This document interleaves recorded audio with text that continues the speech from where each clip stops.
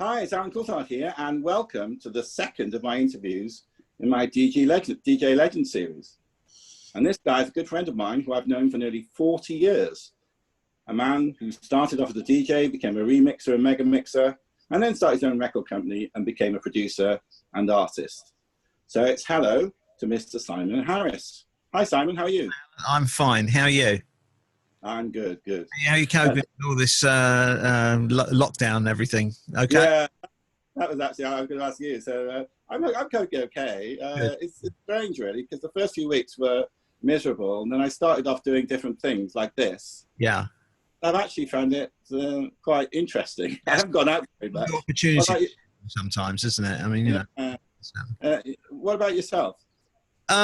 Well, not really much has changed, to be honest, because, you know, I'm a single guy and I'm at home all the time anyway, working, and I've got my little studio at home, and I've always just got piles of projects to do and things to do. So I've just been getting on with things. So aside from, you know, trips to the supermarket and stuff, and probably more walks, actually, more local walks. I haven't been able to go into London as much as I usually do. But no, it's been all right, and I've been getting a load of work done, to be honest. Lots of new tracks done. Yeah, yeah. What do you think about the music industry at the moment? It's in tough times, isn't it?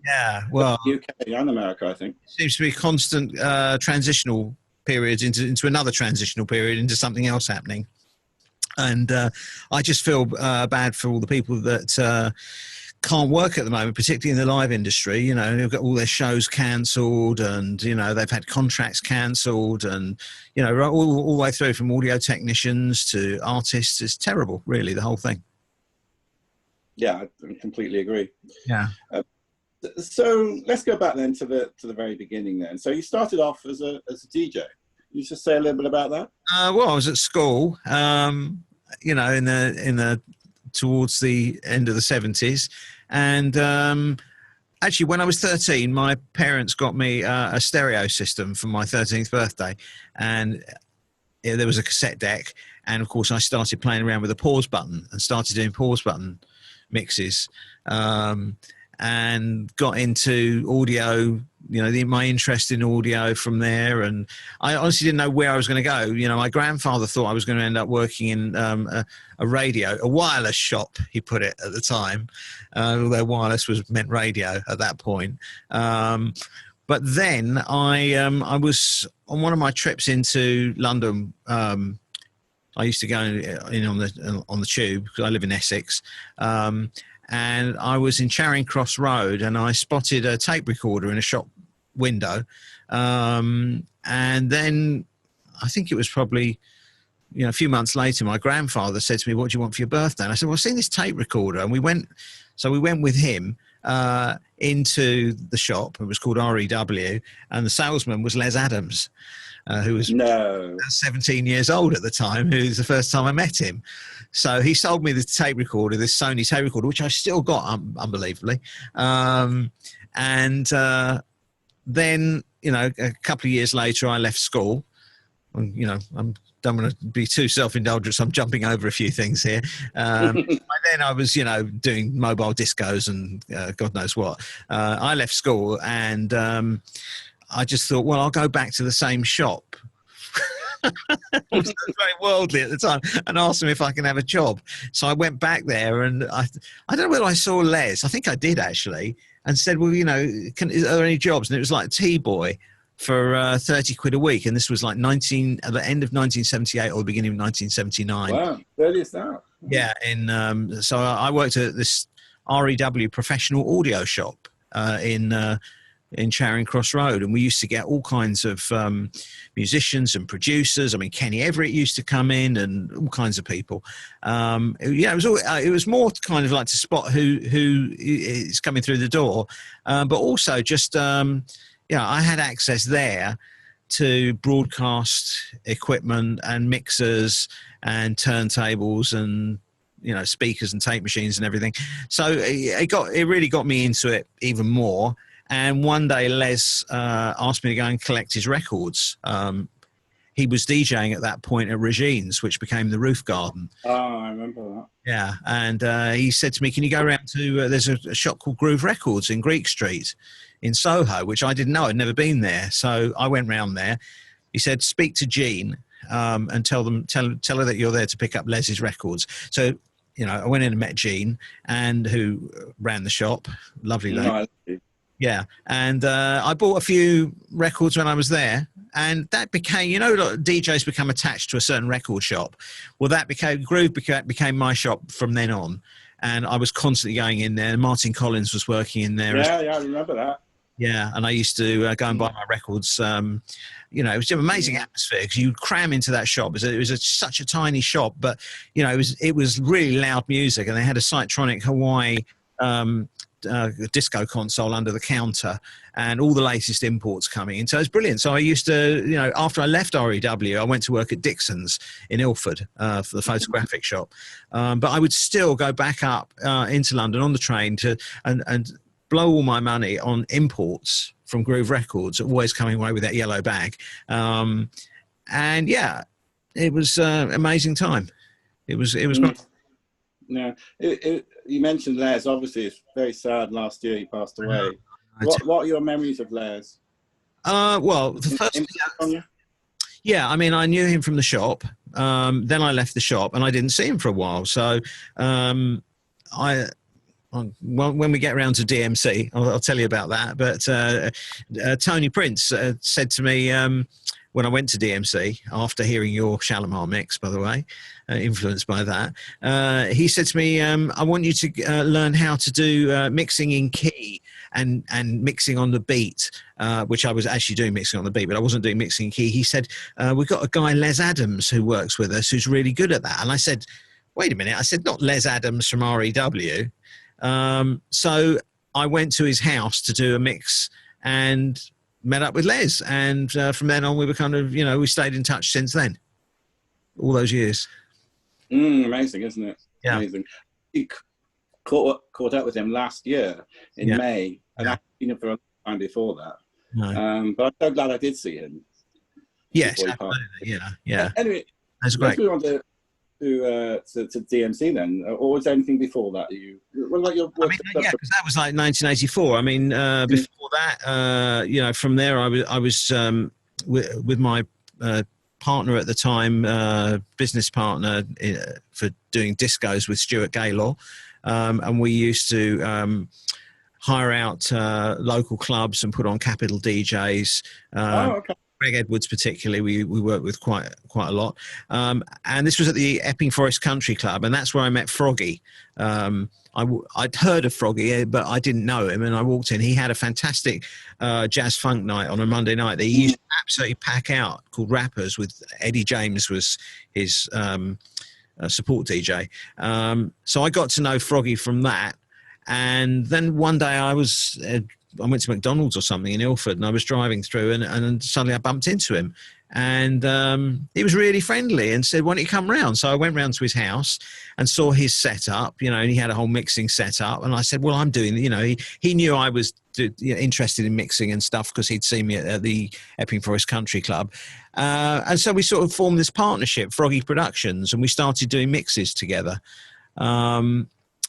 and it was... He had the contact at Radio 1, and I had the contact at Capital. So between us, what we would do is we would put a mix together of a new track that came out, like an import or something, do a special mix, and then we would take it to Bruno Brooks at Radio 1 or John Sachs at Capital. You know, we had a little few friends who were DJs like that who we would take things to, and they would play them, and then we would go and bombard the record companies, and we'd say, we've got this special mix and it's being played on Radio 1, you've got to release it. So we'd use that to pressure the record labels to release them, and we actually got quite a few released, and that was how the Froggy and Simon Harris remixes kind of got out there. But then I was working as a resident DJ at Legends in Old Burlington Street. this was 1983, and they had a special night on there. It was a 60s night with Dave Beaky Dozy and whatever it is, his name, I can't remember. A couple of other 60s acts, Tilly Rutherford and Tony Prince. And as Tony walked in, I think his natural affinity is to just walk up to the DJ straight away. I had met Tony previously to that. There was a London DJ Awards at Busby's where Froggy got his award, and I met Tony there, so I knew him from that. And so he came out to me and he knew me and said, "Oh, I've got to give you this magazine we've got, Mix Mag, and we've got this, we're starting this DMC, Disco Mix Club." And he gave me the Shalimar copy of Mix Mag, which also, and he also gave me the cassette with your Shalimar mix on it. And I heard it and I was absolutely knocked out with it. I thought it was amazing. Particularly the phasing. I thought the phasing was very clever. You had some phasing on there with 2 copies, didn't you? Yeah. Yeah. No. Well, there wasn't much you could do in that way by way of tricks, but you could do phasing and you could do 2 beats behind the records. Yes, so like, yeah, that one as well. That was a good one. I tended to use those rather a lot, probably too much actually. Yeah. So Tony said, "Why don't you come and see me?" So I, drove all the way to Slough and went and saw him. And I said, he asked me if I'd like to do some mixes for him. I said, yeah, I'd love to do stuff. I said, the only thing is, I'm working with Froggy at the moment. He said, "Oh, you're going to have to leave Froggy if you want to come with us." And I said, "Well, I don't know about that because, he's local and I'm already working with him and all that kind of stuff." So it kind of meant that I did a few with DMC, but I didn't split up Froggy over working with DMC at the time. I kind of juggled the two. And I really like Tony and I really like Froggy, and I'm the least confrontational guy, so I kind of coasted through that because I quite understandably Tony wanted everything exclusive to DMC. Actually, that's quite right as well, because he had a very sensible business head on with that kind of stuff. But yeah, and then I carried on working with Froggy and until we started our record label.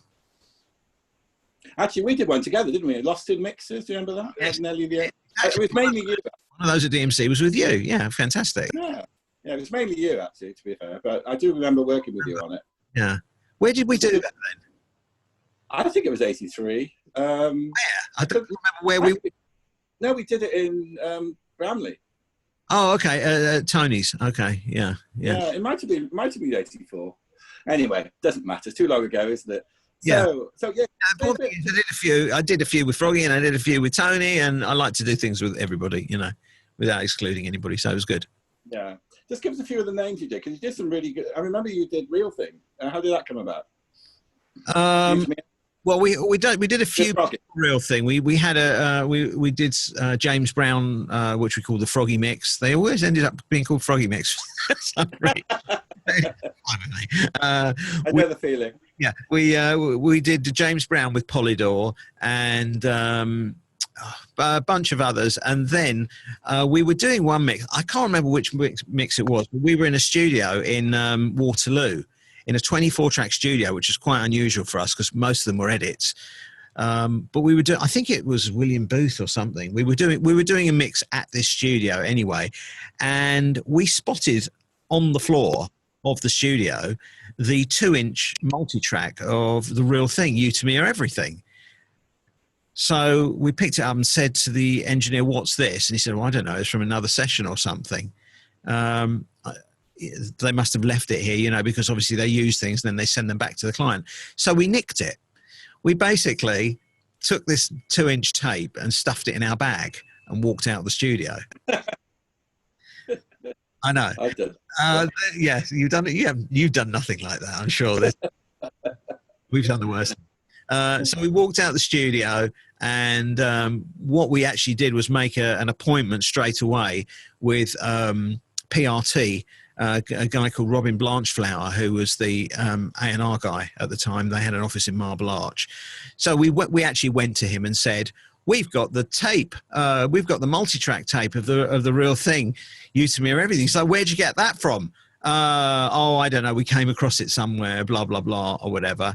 Why don't you put us in the studio? Because we think we could do a really good mix of it. So he said, okay, and put us into the PRT studios at Marble Arch. And this was in 1986.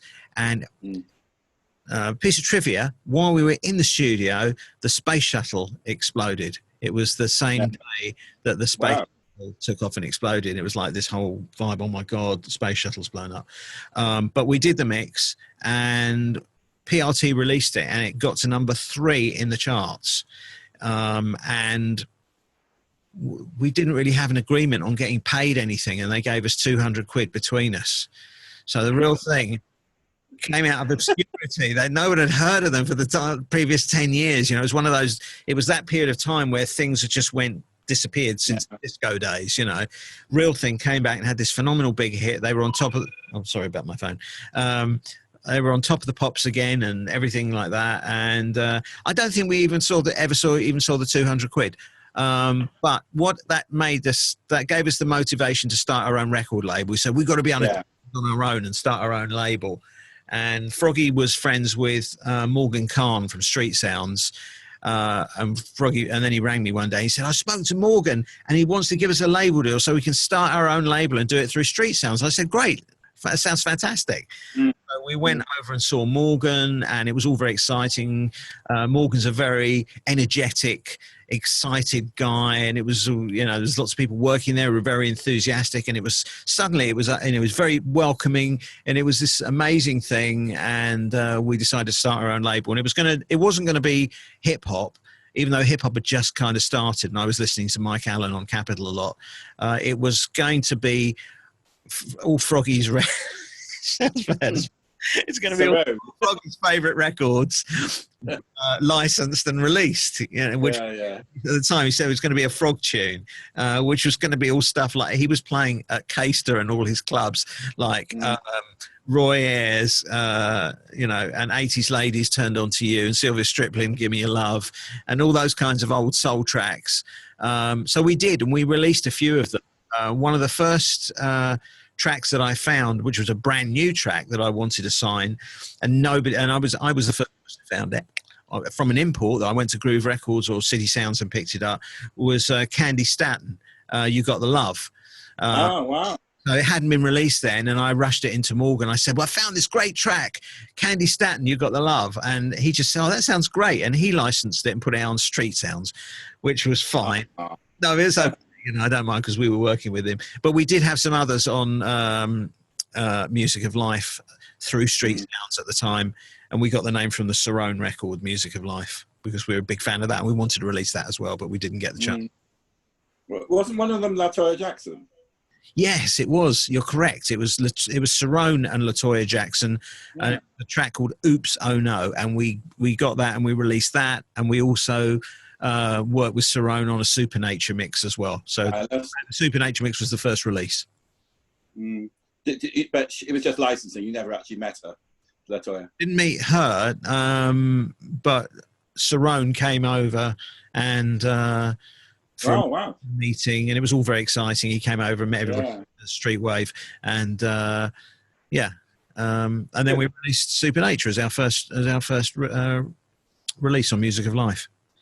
So Froggy left at some point, didn't he? And then you moved into rap. Is that right? Yeah. What happened was that I don't know. It just things got a bit too much for Froggy, and he became a bit less enthusiastic. And then also what happens is it's exactly the same time that Morgan released a magazine. He got into the magazine publishing business, and the magazine was called The Street.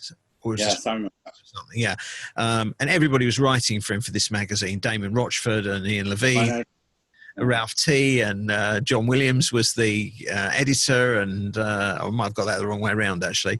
But anyway, he put this magazine out, and then unfortunately, the magazine business is something where it's a loss leader for the first couple of years. Unfortunately, any magazine that goes out, I think, loses money for nowadays, obviously, but even back then, loses money for a couple of years. And, it didn't work out with Morgan, unfortunately. And so Street Wave and Street Sounds went under, and they kind of took Music of Life off of the, we didn't have a distributor. We weren't part of it. So we didn't go bankrupt or anything. But we found ourselves without a distributor. And my business partner, manager at the time, Chris France, had a contact at Pinnacle Distribution, Steve Mason, and we went there, and we found ourselves with a new label without Froggy. And I said, well, there's a hole in the market now because Morgan's not around doing his electro. He was doing electro hip hop albums at the time, very successful. I said, why don't we just release hip hop? So we started licensing hip hop. So we were going to create this hip hop album.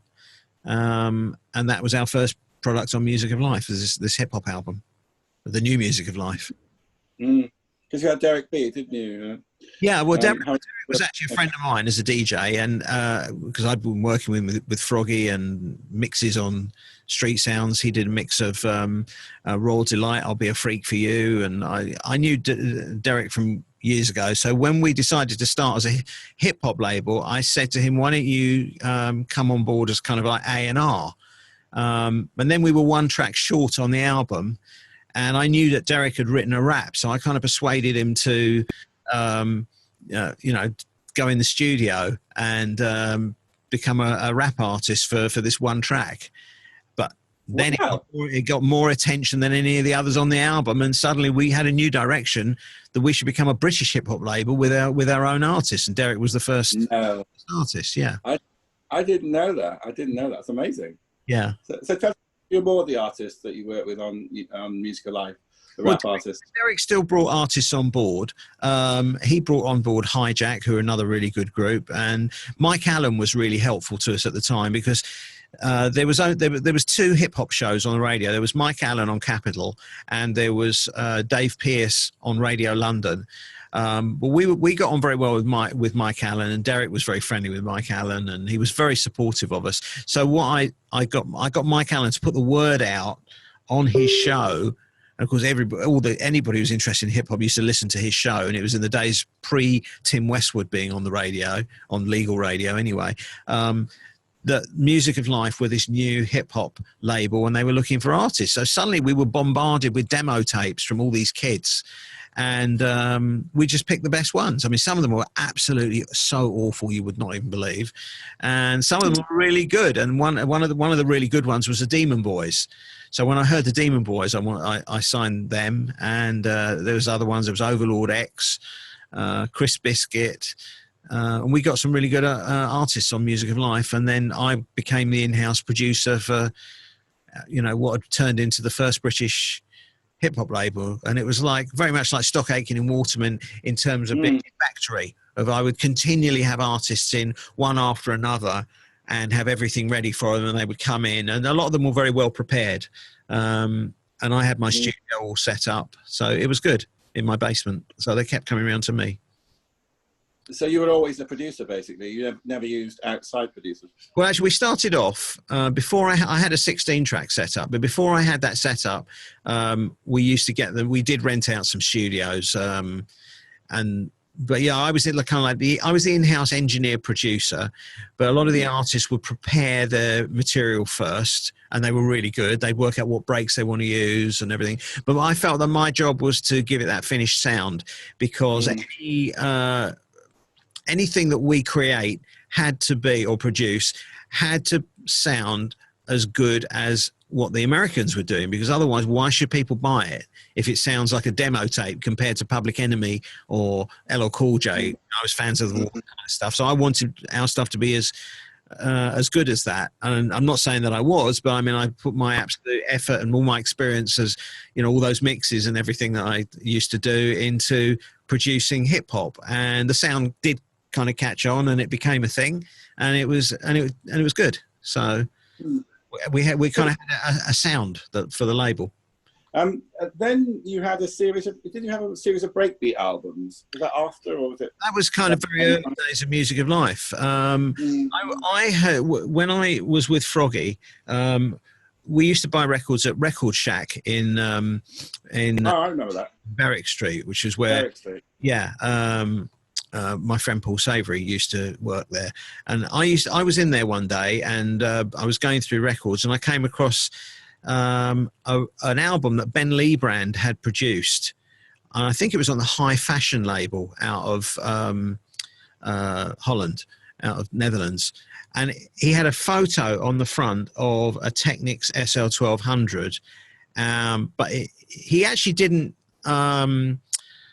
use like breakbeats. I think it was him playing a Lindrum or another drum machine and programming all these beats. And I thought that was great. I thought it was a great idea for a concept of an album, of just putting all these beats onto vinyl, so that DJs could then just like mix them in on top of other records, you know, because we always used to be constantly looking for the bonus beats, you know, that bonus beats track that all the dance records used to have. So I thought, what about a whole album of like bonus beats? And then kind of taking some influence from what Ben was doing. So yeah, I produced one album, and it sold constantly and slowly, and sold in huge quantities. Like, God, it's going to sell 10,000 units. It would be very low sales, but it went on for a long time. So it's like we kept saying, oh well, why don't we release volume 2 and then volume 3, you know, and it became a series, and we just kept going with them until we got to about volume 12 or something. So yeah, we had all these beats, breaks and scratches, we called them, because on the last band I put a load of scratches, because back then it's like, oh, you know, who cares kind of thing. It's only going to be vinyl. But now they've all been taken off, all the scratches, because they're too dodgy. So they were never released digitally or iTunes or anything like that. It was really only just these vinyl. So yeah, we did that, and there was also sounds that I'd recorded, because I was doing a lot of recording at the time. So I had all these different shouts and bangs and crashes and stuff, and I would put those on there as well. So beats and scratches. Didn't you have some quite big names who did their own albums for you?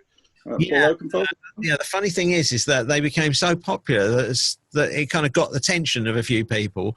And we were doing some work with Norman Cook, first of all. He produced some tracks for Einstein and Daddy Freddie for us. And he said, well, I'd like to do one of these breakbeat albums. Because the thing is, Norman Cook is a breakbeat expert. I wasn't. People used to ring me up and say, oh, can you tell me where this break's from? And I say, I haven't got a clue. You know what? Ring Norman Cook. I'll give you Norman Cook's number. I used to do that. Because, you know, back then, nobody, you know, he wasn't a big deal, except to us, obviously. And then Paul Oakenfold came in and said, well, I'll do one for you. And then we did another one with, George Clinton. Yeah, we did 3 albums with George Clinton of samples and stuff. Wow. Yeah, so it was all good fun, you know. It was nice. Okay. And one thing we've got in common is that we've both remixed the Sunita record for Simon Cowell. I did Love and Affection. Okay. Which one did you do? It was called Window Shopping. Yeah, there we are. It's a coincidence, isn't it? I bet you didn't know that. No, I didn't know that you did one. Which one was yours? Yeah, Love and Affection. Oh, okay. I don't know that one. Yeah. It's a cover of the Joe Nama Trading song. Oh, okay. Yeah. I like the song. Yeah. Yeah.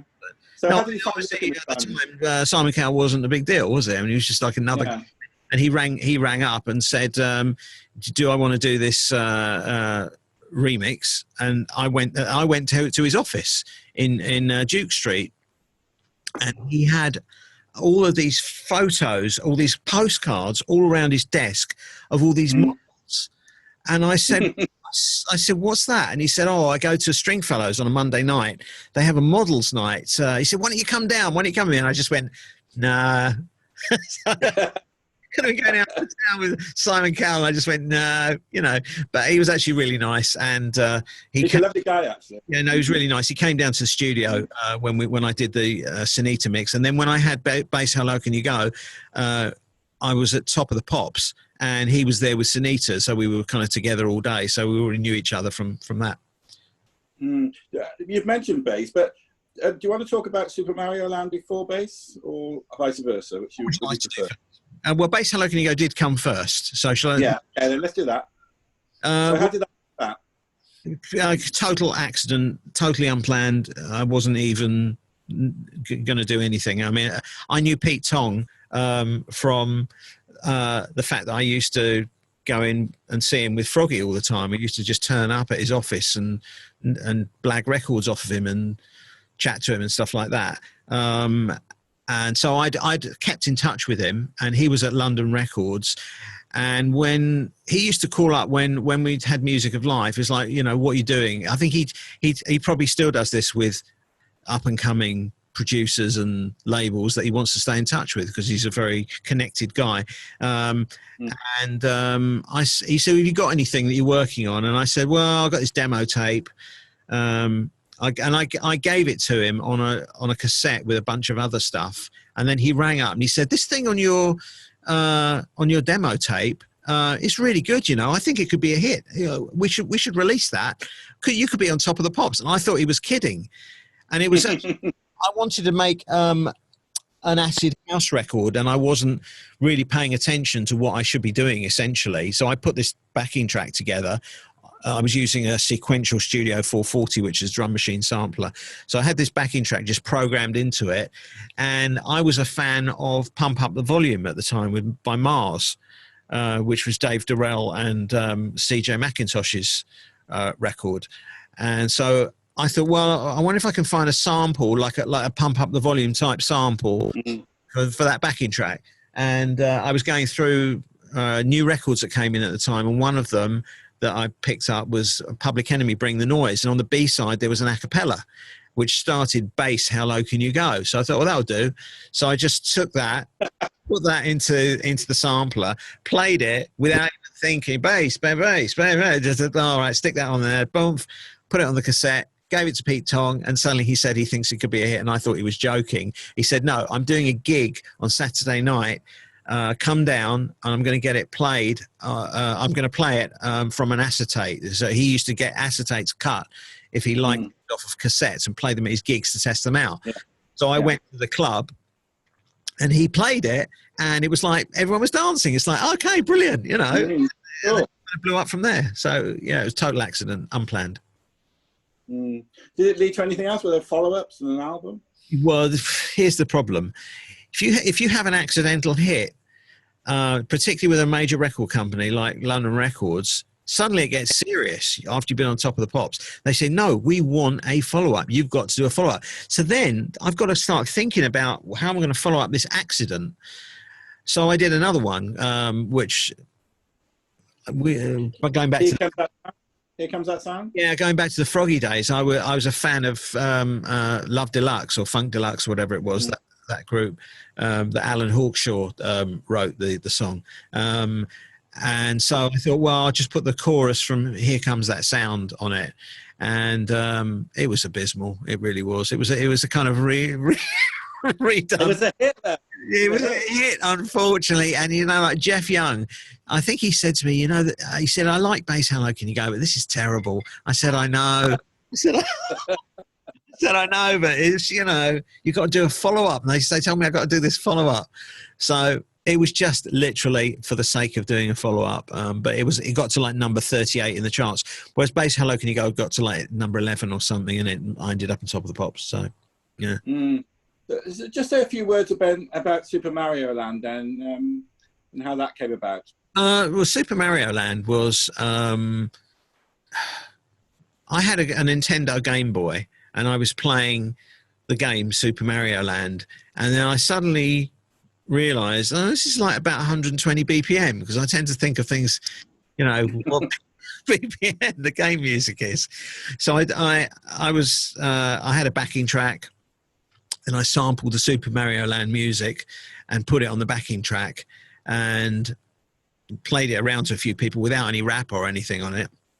And they all said, God, this sounds amazing. Because at the time, you know, it was like video games were just breaking big, and, you know, people had Game Boys and they were either playing Tetris or Super Mario Land. They were the two games. Then I brought Einstein in and we put a rap on it. And yeah, we released it. And actually, thinking about that is my biggest hit so far. It's bigger than Bass. You go, yeah. Number 6 in the charts. And then we recorded a follow-up. And then I went to Japan to ask permission from Mario's creator if I could do an album. His name's Miyamoto. So we went to met him, and he gave his kind of blessing to do, yes, go ahead and do the album. That's my Japanese accent, by the way. It wasn't very good. And we went to Nintendo of America and we said, we've got permission to release this album from Miyamoto. And they just said, who the hell are you? And they wouldn't believe a word of what I'd said. They didn't even believe that I'd met the guy. And we didn't have anything in writing, unfortunately, at that point. So we couldn't release the album anywhere but Japan. And then after that, it was just like, well, we had a hit single, which was a hit in Germany and the UK. And we released this album in Japan. So that was the Nintendo project. And you did a few TV documentaries, so I understand, after that. Is that right? Yes. We were kind of experimenting with video editing and TV and stuff. And I thought, well, you know what? I know a friend of mine in New York is Corey Robbins, Profile Records, and he had Run DMC at the time. So I thought, well, there's a way to arrange for me to make a documentary about Run DMC. So I got on a plane to New York and went out and spoke to Run and DMC and interviewed them, and then intercut that with videos, and it got picked up by MTV.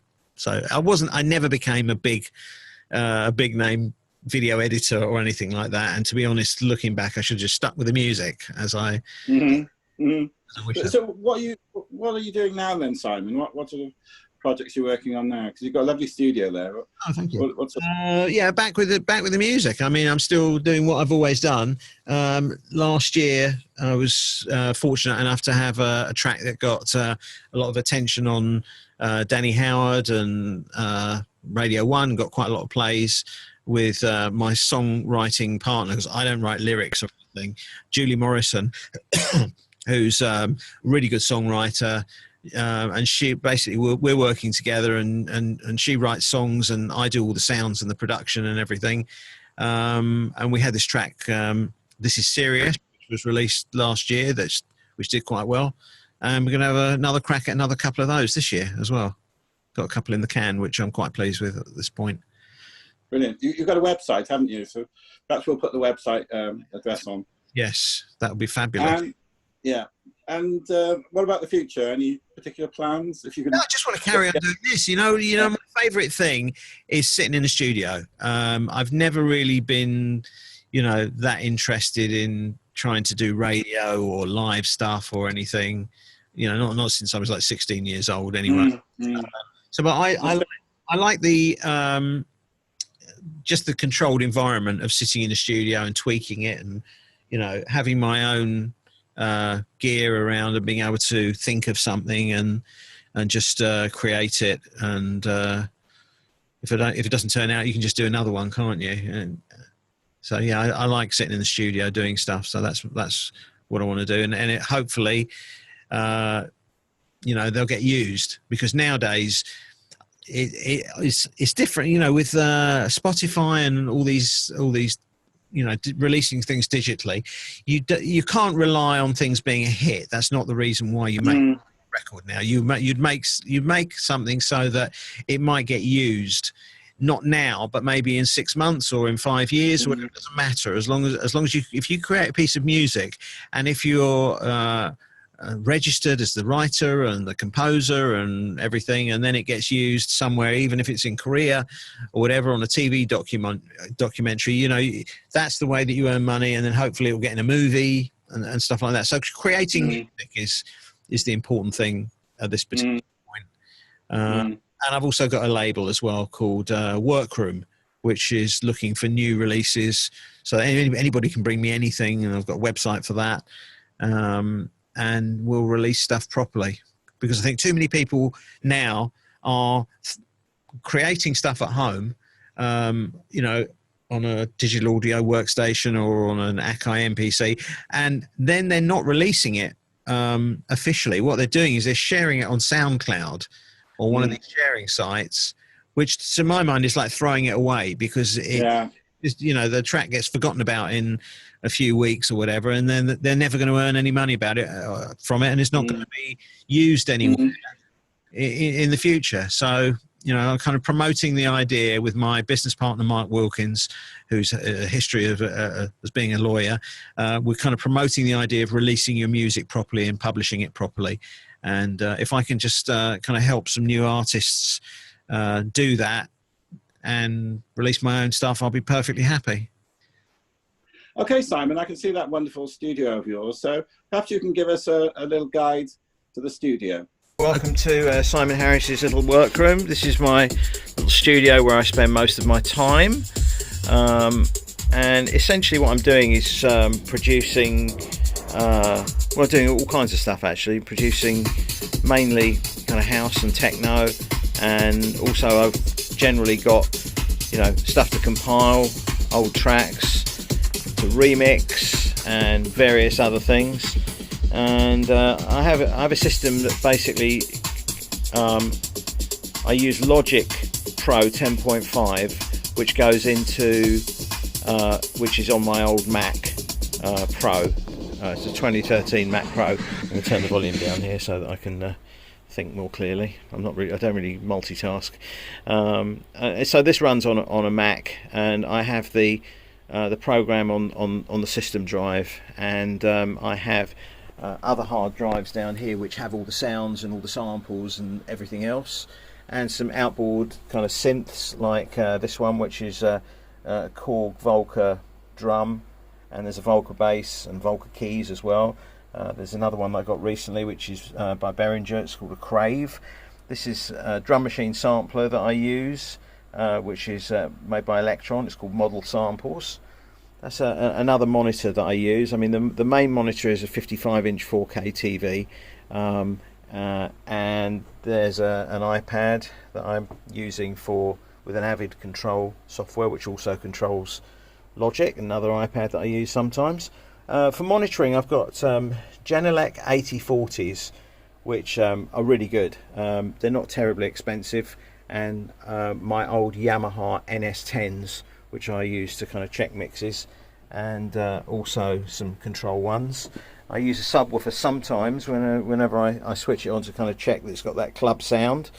This is a soft tube console 1, which is essentially like having an SSL solid state logic desk in a box, which works as a plug-in. So you've got compressor, EQ and gate and various other controls, pan and level and stuff, and it comes up actually into Logic as a plug-in, which you apply to every channel, so it works like you've got an SSL desk. And I do programming here, so at this point I've got an Arturia Mini Lab hooked up for MIDI. I've got quite an extensive MIDI setup in here, which is quite complicated actually, with lots of the cables going to various synths and things, like this one. This is an Studio Electronics Roland analog synthesizer, which is good for bass.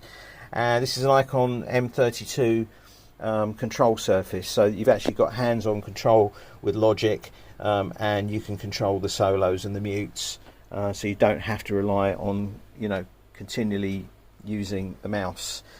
This is a plug-in by TC Electronics, which is essentially a digital delay that works with Logic as well, with kind of hands-on control.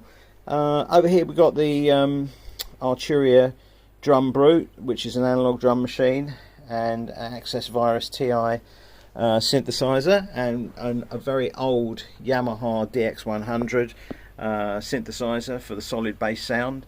This is my artist microphone that I use, which is an Aston origin. And over here my Technics SL1200 and Tascam 32 tape machine for transferring old tapes. And there's the ADAT interface, which basically runs everything via optical and Thunderbolt cables into Logic. So the desk is basically just a collection of IKEA furniture, which has got a glass top on top of another tabletop, but it works really well because it's lots of space, and it was really cheap. It wasn't an expensive thing to put together, and all of the sound acoustic treatment is all on the cheap, of course. I mean, I've got a couple of Studio Spares acoustic panels on the ceiling. I've got this giant rug on the back wall, and I've got a big rug on the front wall, and rolls of carpet everywhere, and it's kind of given me a fairly dead sound without it costing too much. So there we are. I hope that wasn't too boring for you. That's my little workroom. And back to you, Alan. Brilliant, Simon. Thank you so much. Thanks for your time, and it's been great to catch up with you. Hope to see you soon. Cheerio, Alan. Thank you. So here it is, Simon's biggest hit, and the video is fabulous. It's bass, How Low Can You Go?